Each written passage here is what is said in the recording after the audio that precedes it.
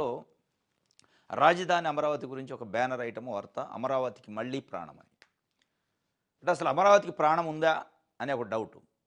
మళ్ళీ ప్రాణం అంటే ప్రాణం ఉన్నదాన్ని ఎవరైనా తీశారా? మళ్ళీ ప్రాణం వచ్చింది. ఒకసారి ప్రాణం పోతే మళ్ళీ రాదు. ఒకవేళ ఉంటే గిట్లా అమరావతికి ప్రాణం అని ఒక వార్త ఇచ్చారు. దేనికోసం అంటే నిన్న కేబినెట్ సమావేశంలో దానికి సంబంధించి 7,387 కోట్ల రూపాయలు రుణాలు అమరావతికి కోసం క్యాబినెట్ అనుమతి తీసుకుందట. ఇక అయిపోయాయి, ప్రాణం వచ్చినట్ట. ఒక 7,000 8,000 కోట్లో లేకపోతే ఒక 15,000 కోట్లో ఏడీబీ బ్యాంకు ప్రపంచ బ్యాంకు రుణం ఇస్తే అమరావతికి ప్రాణం రాదు. మళ్ళీ ప్రాణం అని ఇచ్చారు. అసలు మళ్ళీ ప్రాణం ఉండడానికి 2014 నుంచి 2019 మధ్యలో చంద్రబాబు నాయుడు గారు ముఖ్యమంత్రిగా ఉన్నప్పుడు అమరావతి రాజధాని అని చెప్పి భూములు సమీకరించారు తప్ప దానికి ఐడెంటిటీ లేకుండా చేశారు. పార్లమెంట్ సాక్షిగా పార్లమెంట్లో చట్టంలో సవరణ చేసి ఆంధ్రప్రదేశ్ రాజధాని నవ్యాంధ్ర రాజధాని అమరావతి అని చెప్పి భారత పార్లమెంటు గుర్తించలే. ఈ రోజుకు కూడా లేదు అది. ఇక మళ్ళీ ప్రాణం ఎక్కడ? అసలు ప్రాణమే పోయలేదు కదా. ప్రాణం పోస్తే కదా ప్రాణం ఇంకొకరు తీస్తే మళ్ళీ ప్రాణం దక్కించడానికి. ఇది ఇంకా మభ్యపెట్టే కార్యక్రమం చేస్తాం. ఈ మళ్ళీ ప్రాణం ఉద్దేశం ఏంటంటే భూములు సమీకరిస్తారట. రెండో దశ భూ సమీకరణ కోసం జనవరి 3న నోటిఫికేషన్ రాబోతుంది. అంటే మీరు భూమి సమీకరిస్తే ప్రాణం వచ్చినట్ట, రాజధాని నిర్మిస్తే ప్రాణం వచ్చినట్ట. నిన్న మొన్న ఆంధ్రజ్యోతి పేపర్లో కళకళలాడుతుంది కార్మికులతో కళకళలాడితేను భూములు సమీకరిస్తేను కళకళలాడినట్టు కాదు. కళకళలాడాలంటే అమరావతి నిర్మించాలి. ఇది ఆంధ్రప్రదేశ్ ప్రజలు కోరుకునేది. ఇంకా ప్రజల చెవిలో పూలు పెట్టే కార్యక్రమం చేయకుండా ఇప్పటికైనా అమరావతికి ప్రాణం ఉందా లేదా అనేది చెప్పండి. పార్లమెంట్లో చట్టం చేయించండి, పార్లమెంట్లో గుర్తింపు తెచ్చే కార్యక్రమం చేయండి. ఈరోజు ఎన్డీఏ గవర్నమెంట్లో కూడా మీరు ఉన్నారు. అది లేకుండా మళ్ళీ ప్రాణం వచ్చింది, చంద్రబాబు నాయుడు గారు ముఖ్యమంత్రి అయింది కాబట్టి ఈ ప్రాణం వచ్చింది అనుకుంటూ మళ్ళా 5 years గడిపి దాని తర్వాత 2029 ఎన్నికల్లో మళ్ళీ అమరావతి ఒక ఎజెండా, అమరావతి ఎన్నికల ఎజెండాగా, రాజధాని ఎన్నికల ఎజెండాగా, ఆంధ్రప్రదేశ్కి శాశ్వతంగా ఒక ఎన్నికల ఎజెండా లెక్క పోలవరం కూడా అట్లయింది. ఉండేటట్లు కాకుండా అమరావతిని పూర్తి చేసేటట్టు చేయండి. 2029లో నాకు ఓట్లు వేస్తేనే అమరావతి ఉంటుంది, 2029లో నాకు ఓట్లు వేస్తేనే రాజధాని రాష్ట్రానికి ఉంటుంది, లేదంటే ఉండదు అని చెప్పే కార్యక్రమం కోసం కాకుండా ముందు పార్లమెంట్లో దానికి చట్టబద్ధత తీసుకొచ్చి ఇక్కడ దానికి కావాల్సిన నిధులు కేంద్ర ప్రభుత్వం నుంచి తీసుకొచ్చి, అప్పులు కాదు, అప్పులు ఇవ్వడానికి ఇతడు ఈ అప్పుల కథ చెప్పి మళ్ళీ ప్రాణం వచ్చింది, మళ్ళీ ఊపిరి వచ్చింది, ఇక అయిపోయింది, అమరావతి కలకల్లాడుతుంది. ఈ అప్పులతోని కలకల్లాడదు, నిధులు తేవాలి. ఇది తేవాల్సిన అవసరం ఉంది. రాష్ట్ర ముఖ్యమంత్రి చంద్రబాబు అధ్యక్షతన సోమవారం రాష్ట్ర సచివాలయంలో జరిగిన ఈ కేబినెట్ సమావేశంలో అభివృద్ధి, మౌలిక వసతులు, భూ కేటాయింపులు, సంక్షేమము, పెట్టుబడులు, ఉద్యోగుల పెన్షనర్ల ప్రయోజనాలకు సంబంధించి పలు కీలక నిర్ణయాలకు మంత్రిమండలి ఆమోదం తెలిపింది. సమావేశంలో తీసుకున్న నిర్ణయాల అనంతరం రాష్ట్ర మంత్రులు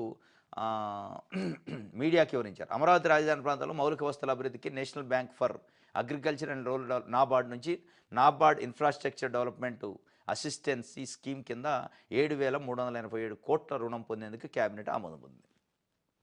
అప్పు తీసుకోవడానికి ఆమోదం పొందితే కలకల్లాడదు. అప్పు తీసుకోవడానికి క్యాబినెట్ ఆమోదం తెలిపితే అమరావతికి ప్రాణం రాదు.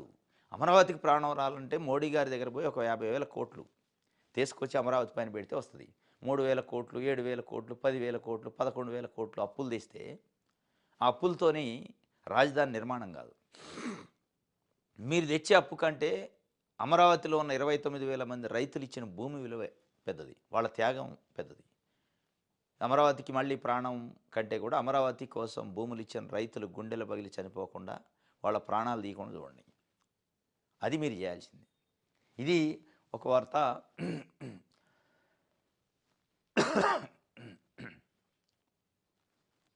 రైట్.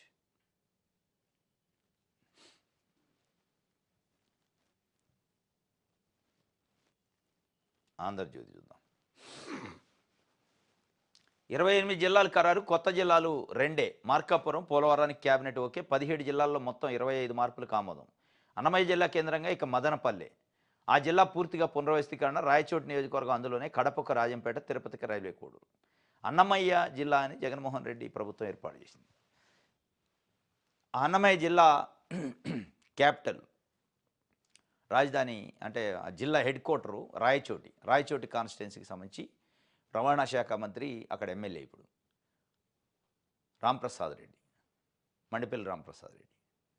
ఆ కాన్స్టిట్యున్సీ జిల్లా హెడ్ క్వార్టర్గా ఉంది అన్నమయ్య జిల్లాకి, దాన్ని తీసేశారు. ఇప్పుడు తీసేసి మదనపల్లిని అన్నమయ్య జిల్లా ఉంది, జిల్లాకు మదనపల్లిని హెడ్ క్వార్టర్గా చేశారు. దానిపైన పెద్ద ఎత్తున కసరత్తు, దానిపైన మండిపల్లి రాంప్రసాద్ రెడ్డి రాయచోటి ప్రజలకు ఒక హామీ ఇచ్చిండు. రాయచోటి జిల్లా కేంద్రంగా మార్చితే, రాయచోటిని జిల్లా కేంద్రంగా తీసేస్తే నేను అవసరమైతే మంత్రి పదవికి రాజీనామా చేస్తా, పార్టీకి రాజీనామా చేస్తా, ఎమ్మెల్యేకి రాజీనామా చేస్తా, రాయచోటి ప్రజల కోసం ఏ త్యాగానికైనా సిద్ధమని ఒక శపథం చేసిండు. శపథం చేస్తే నిన్న జరిగిన క్యాబినెట్ మీటింగ్లో రాంప్రసాద్ రెడ్డి అదే క్యాబినెట్ మీటింగ్లో ఉండు రాయచోటిని తీసేసి మొదలపైనలు పెడుతున్నా అన్నమయ్య జిల్లాకు అని చెప్పి అనౌన్స్మెంట్ చేశారు. ఆయన అక్కడే ఉండు, నిజంగానే రాజీనామా చేస్తే చేయొచ్చు. మరి ఇది ముందే మాట్లాడుకున్నాం కానీ కన్నీళ్ళు పెట్టిండట రాంప్రసాద్ రెడ్డి. కన్నీళ్ళు పెడితే రాయచోటి ప్రజలకి ఏమొస్తుంది? మీ సానుభూతి, మీ సింపతి, మీ కన్నీళ్ళు, మీ ఏడుపు వల్ల రాయచోటి ప్రజలకి రాయచోటి జిల్లా కేంద్రం కాదు మదనపల్లి అయింది. ఈ కన్నీళ్లతో నేను కూడా కన్నీళ్ళు పెట్టిన క్యాబినెట్లోకి పోయి ఏం చేయాలని చెప్పుకోవటానికి తప్ప ఏమిటికి ఉపయోగపడదు. మీరు నిజంగా రాయచోటి ప్రజల కోసం త్యాగం చేసే మాట అయితే రాజీనామా చేయాలి. ఈరోజు రాజీనామా చేయాల్సిన అవసరం ఉంది. కానీ ఆయన రాజీనామా నుంచి తప్పించుకోవడానికి చంద్రబాబు నాయుడు గారు వేసిన స్కెచ్లో, అంటే చంద్రబాబు నాయుడు గారికి పార్టీకి డ్యామేజ్ కాకుండా, క్యాబినెట్కి డ్యామేజ్ కాకుండా, నీకెందుకు నేనున్నా, నీ రాజకీయ భవిష్యత్తుకి నాది గ్యారంటీ, 20 సంవత్సరాల పాటు నువ్వు రాజకీయాల్లో ఉంటావు, నీకు రాయచోటికి ఏం కావాలన్నా కోరుకో, మెడికల్ కాలేజ్ కావాలన్నా, కాలేజీలు కావాలన్నా, అభివృద్ధి కావాలన్నా, నిధులు కావాలన్నా కోరుకో, ఇస్తా. ఇదంతా ఏంటంటే వేడి నీళ్ళ మీద చన్నీళ్ళు కలిపి, వేడి నీళ్ళలో చన్నీళ్ళు కలిపి చల్లబరిచే కార్యక్రమం తప్ప ఆడ అయ్యేది కాదు, ఉత్తదే. మీరు నిజంగానే రాయచోటికి చేసే మాట అయితే నేను అనౌన్స్ చేసిన తర్వాతనే రాయచోటిని తొలగించాల్సింది. ఆయన ఏడ్చినందుకు ఈ ఏడుపుని సంజాయించడానికి, ఏడుపుని కూల్ చేయటం కోసం, ఆయన కన్నీళ్ళని తుడిచే కార్యక్రమం కోసం చెప్తే ఈ కన్నీళ్లు ఆయన తోడవటం, ఈయన కన్నీళ్ళు కావటం, చంద్రబాబు నాయుడు గారు తోడవటం, 40 నిమిషాల పాటు మీటింగు సంజాయించిండట. ఇదంతా కూడా రాయచోటి ప్రజల్ని మభ్యపెట్టడమే అనేది రాయచోటిలో ఉన్న ప్రజలు మాట్లాడుకుంటుంది. మీరు కన్నీళ్ళు పెడితే ఏంది, ఆయనకి 20 సంవత్సరాల రాజకీయ భవిష్యత్తు ఉంటే ఏంది, లేకపోతే ఏంటి, రాయచోటి ప్రజలకి ఏంటి భవిష్యత్తు, అది కదా చెప్పాల్సింది. చంద్రబాబు నాయుడు గారు నీ రాజకీయ భవిష్యత్తుకి నాది గ్యారంటీ అంటే మరి రాయచోటి ప్రజలకి జగన్మోహన్ రెడ్డి తీసుకొచ్చిన అన్నమయ్య జిల్లాలో రాయచోటి అనేది క్యాపిటల్ హెడ్ క్వార్టర్గా ఉంది జిల్లాకి. హెడ్ క్వార్టర్ తీసేసి మదనపల్లి పెట్టారు. దానికి రీజన్ ఏం చెప్తున్నారంటే ఆ మదనపల్లి అన్నమయ్య జిల్లాలో ఉన్న రైల్వే కోడూరు వాళ్ళు తిరుపతిలో కలవాలని, రాజంపేట వాళ్ళు కడపలో కలపాలని కోరారు, కాబట్టి ఇది ఏకాకి అయిందని చెప్పి. సరే ఏకాకి అయింది. జిల్లా అయితే అదే ఉందిగా అన్నమయ్య జిల్లా ఉన్నప్పుడు జిల్లాకి హెడ్ క్వార్టర్ వచ్చొచ్చు కదా. కాబట్టి దీనికి రాజకీయ కోణాలు మళ్ళీ రాయచోటిని కాకుండా మదనపల్లి చేయాలి, మదనపల్లి చేసి అక్కడేదో రాజకీయం చేయాలి, దానికోసం ఆయన కన్నీళ్ళు కారటం, ఎంత తోడటం, దానికోసం మధ్యలో బలయ్యేది, మధ్యలో బాధితులు ఎవరు అంటే రాయచోటి ప్రజలే. ఇది నిన్న క్యాబినెట్ మంత్రి కన్నీళ్లు గార్చిండట, ఏడ్చిండట.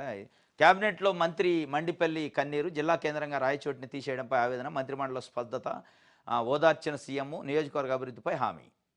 ఇదంతా వస్తుంది. హామీ ఇస్తే ఇస్తారు.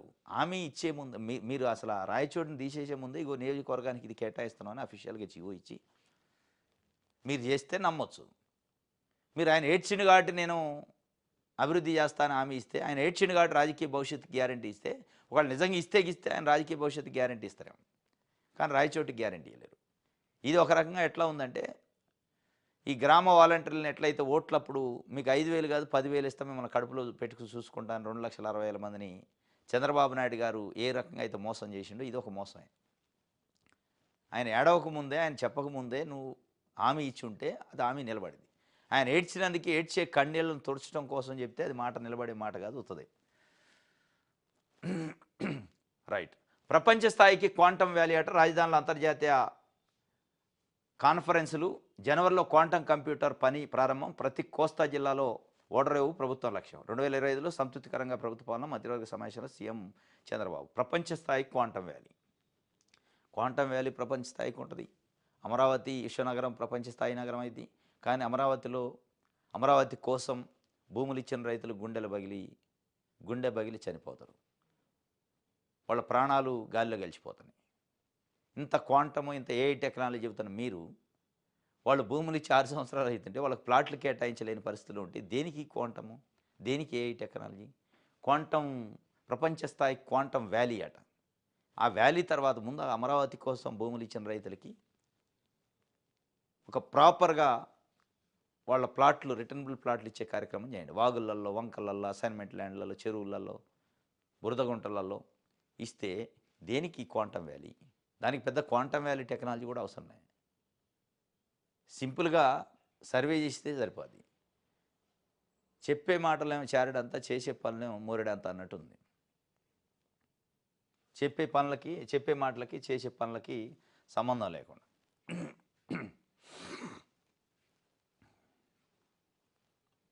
రైట్, ప్రజాశక్తి చూద్దాం. ఇగో రెండో దశ పూలింగ్కు 3వ నోటిఫికేషన్ ముహూర్తం ఖరారు చేసిన ప్రభుత్వం. అమరావతి రాజధాని విస్తరణలో భాగంగా రెండో దశ పూలింగ్ నోటిఫికేషన్ జనవరి 3న విడుదల చేయాలని రాష్ట్ర ప్రభుత్వం నిర్ణయించినట్టు తెలిసింది. గత టీడీపీ పాలనలో రాజధాని ప్రక్రియ జనవరిలో మొదలైంది అని, ఇప్పుడు కూడా జనవరిలోనే ప్రారంభించాలని భావిస్తున్నట్టు సమాచారం. దాంట్లో భాగంగా పల్నాడు జిల్లా అమరావతి, గుంటూరు జిల్లా తుళ్లూరు పరిధిలో 7 గ్రామాల నుండి భూ సమీకరణ ప్రక్రియ ప్రారంభమైంది. 16,562 ఎకరాల భూమిని సమీకరించడానికి రెండో దశ భూ సమీకరణ. నిన్న కేబినెట్ సమావేశం జరిగింది. కేబినెట్ సమావేశంలో ఏం జరిగిందంటే భూ కేటాయింపులు చేశారు ప్రైవేట్ కంపెనీలకి.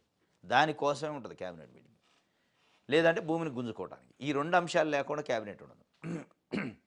ఎక్కడ రాష్ట్ర ప్రజలు రైతుల నుంచి భూమిని గుంజుకోవాలి, ఎక్కడ రాష్ట్ర ప్రజలు రైతులు ఇచ్చిన భూమిని మళ్ళీ ప్రైవేట్ కంపెనీలకు ఇవ్వాలి. ఈ 2 ఎజెండాలు లేకుండా, 2 అంశాలు లేకుండా కేబినెట్ ఎజెండా ఉండదు.